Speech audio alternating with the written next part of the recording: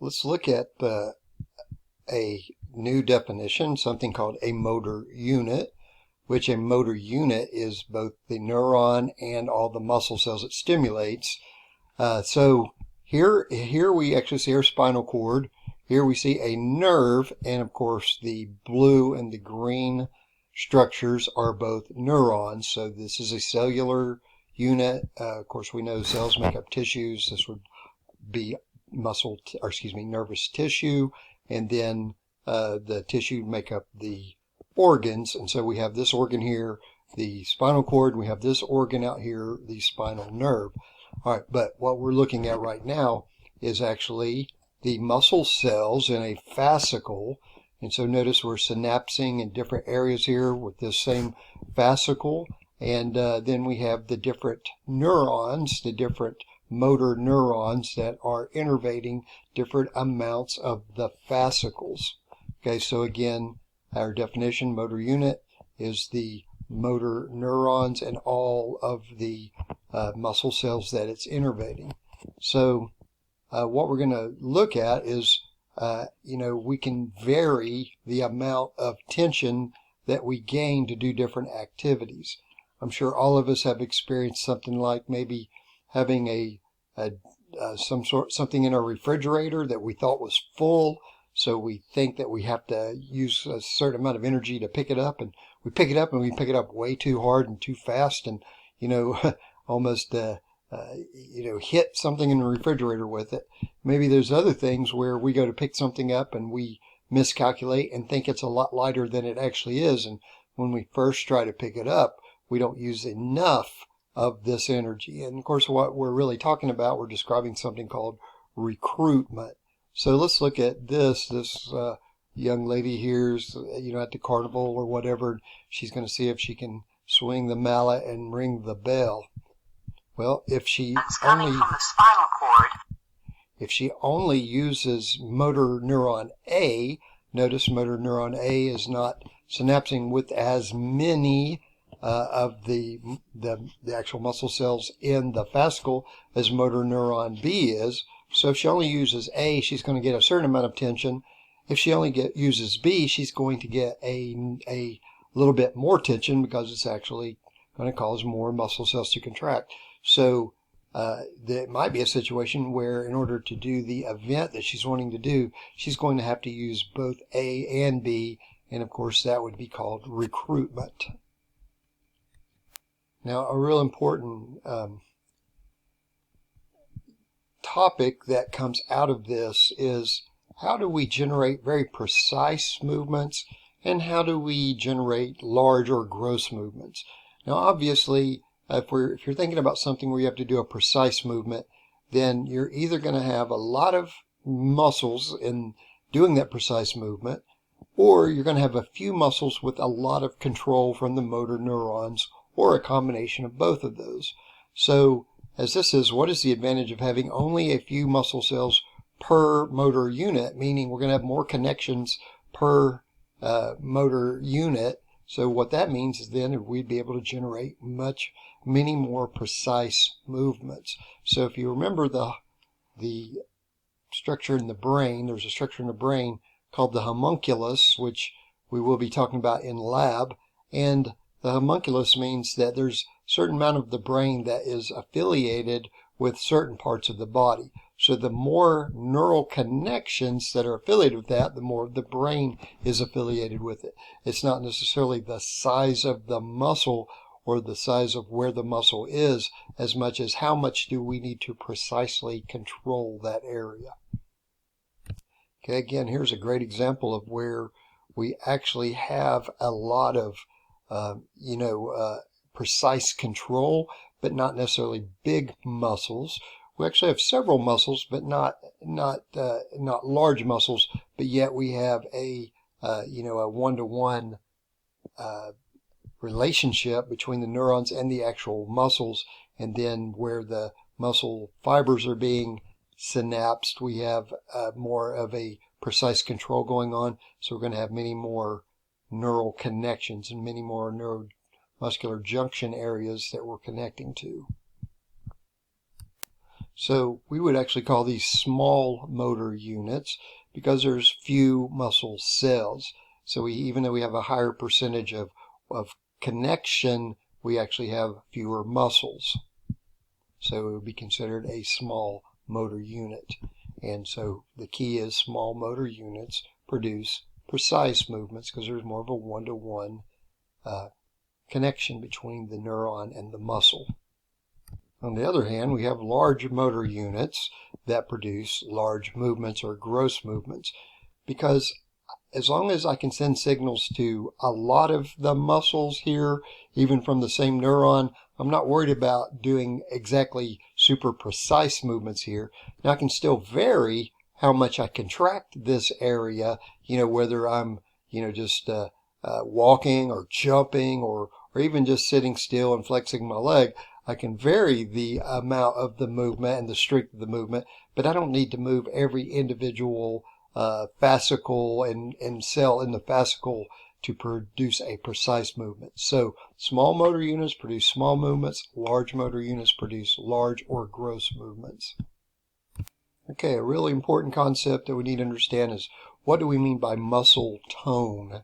Okay, now to say, oh, they got toned muscles, most of the time we're meaning that we can actually see the muscles because, they maybe have low fat around the muscle so you can see the muscle. But what we really mean by that is, even when a muscle is not fully contracting, there's always partial stimulus going on in an asynchronous, which means randomly in different areas of the muscle at all times, even when it's not going through a full contraction of most of the muscle cells. There's always a little bit of stimulation going on asynchronously at different areas almost constantly. Now, again, it's not contracting everything all the time, but it is keeping the muscle a little bit taut, a little bit, notice that this muscle isn't totally stretched out. It's still, even when it's not contracting, it still has the ability to hold that weight.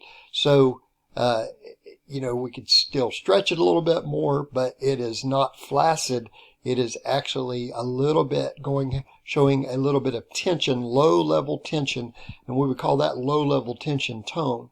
If somebody came in and let's say they had nerve damage on let's just say they had nerve damage on one shoulder, then you could probably just glance at their shoulders and notice that one was more flaccid or limp, while the other had a little bit more tension in it, even when it wasn't being contracted. So this can often be a sign. If we see something that doesn't have good muscle tone in it, this can be a sign that there's potential nerve damage. So if something does damage that nerve there, we know that without stimulation, the muscle will lose its tone and will become flaccid or weakened and stretched. It wouldn't be able to hold that tension that they're showing in this picture, where it actually says, even though it's not pulling the weight up because it's not fully contracting, we have just enough of random nerve stimulation to hold the tone in the muscle. Okay, so notice we've actually cut the nerve here, and actually the muscle becomes stretched and flaccid, loses all its tone. Now, when we looked at the events in the neuromuscular junction and we saw all the events that happened, we really only were showing what happened during what we would call a muscle twitch. Most of us have experienced like a little twitch of a muscle, maybe in your eyelid if your eyes are tired, or a muscle jumping for just a minute moment from a real quick contraction. Okay, but in reality, though, full muscle contractions are more than a twitch. So what we want to do is look at some terminology and at some graphs that demonstrate how we would go from a twitch to a full muscle contraction. So what we're going to do, we're going to look at the relationship between a stimulus, which means the action potential coming from the neuron, and how it affects both tension over a period of time. Okay, so what we're going to do, we're going to go ahead and stimulate this, meaning we're going to allow one action potential to go down to the muscle, to the muscle fibers, and cause one small contraction.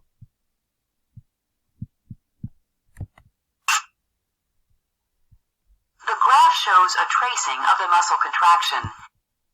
Okay, now in this tracing of the muscle contraction, notice here's the time. Here's when we, release the action potential. And then what this is the building up of the tension, meaning this is the building contraction. And then finally, when the tension goes back down, that's our relaxation period. And notice we're dealing in milliseconds or thousandths of a second in time. Okay, now this whole thing where we have a stimulus and a contraction and a relaxation, this is all what happens during a twitch. Now notice a twitch happens very quick because 100 milliseconds, 100 thousandths of a second isn't very long, but it was long enough to get a contraction and a relaxation. But we can divide this up into 3 parts, and these 3 parts are based on our understanding of what was happening in the muscle right after the neuromuscular junction had received that action potential. So again, we have a latent period. Notice that is an extremely short period of time. A contraction, which is a little bit longer period of time, and then the longest period of time is actually the relaxation. Well, look what happens in the latent period, this extremely short time. Several things are going on because remember, after the motor end plate actually depolarized, what that did, that actually triggered voltage-gated channels to open up in the sarcolemma, the cell membrane, and then for sodium to rush in at different places as we open up those voltage gates. Well, what's happening is that action potential is running across the sarcolemma, down those T tubules, and of course when it gets to the T tubules, if you'll remember, we had calcium that was inside the sarcoplasmic reticulum, and they also had voltage-gated calcium channels that needed to be opened up. That's why we needed to send that voltage. That's why we needed to send that voltage down the actual T tubule. Okay, and then what that did, that opened those voltage-gated calcium gates. Calcium was released, and then remember, calcium went to troponin, shifted the tropomyosin threads off of the binding sites, and then the cross bridges from the myosin were actually able to grab the binding site. So all of those 3 steps are happening in that extremely short amount of time. Now, contraction is going to be the next step. And of course, contraction is actually where the cross bridges are actually pulling the actin, the binding sites on the actin molecules, and it starts shortening the sarcomere, from Z line to Z line. Now again, how fast this occurs can vary according if we have slow twitch, which are the red muscle fibers, or fast twitch, which are the white muscle fibers. And obviously fast twitch is called fast twitch because the contraction happens faster. Slow twitch is slower because contraction and the overall tension and contraction happen longer. Finally, our 3rd stage of the twitch is the relaxation stage. And we know, hopefully intuitively, when something relaxes, but we know what's going to happen is the sarcomeres are going to widen, that H zone is going to get bigger. Okay, but how that happens is we need to pump the calcium back into the terminal cisternae. Remember, that's active transport, meaning there was ATP used to pump it back into the terminal cisternae, so it's coming off of the binding sites on the troponin. That cross-bridge cycling ends because once we pump that back, the tropomyosin threads shift back over. Our cross bridges can't grab it anymore. So, and then obviously, allowing the muscle to return to its original. Obviously, the end result is the tension is reduced because notice here's our graph for tension. Notice how tension is declining here. So all that happened in one twitch. So what we want to look at next is, well, if that's all in one twitch, how do we get a full muscle contraction to actually help us, move something or hold something in place for longer than, 100 milliseconds, which if that's all our muscles could do, we would be in real trouble. So how do we maintain this? And so really, if we understand these stages, to understand how to maintain it is not too much more difficult, but there are a couple things that we will continue to look at and understand. But first, we have to understand these 3 stages.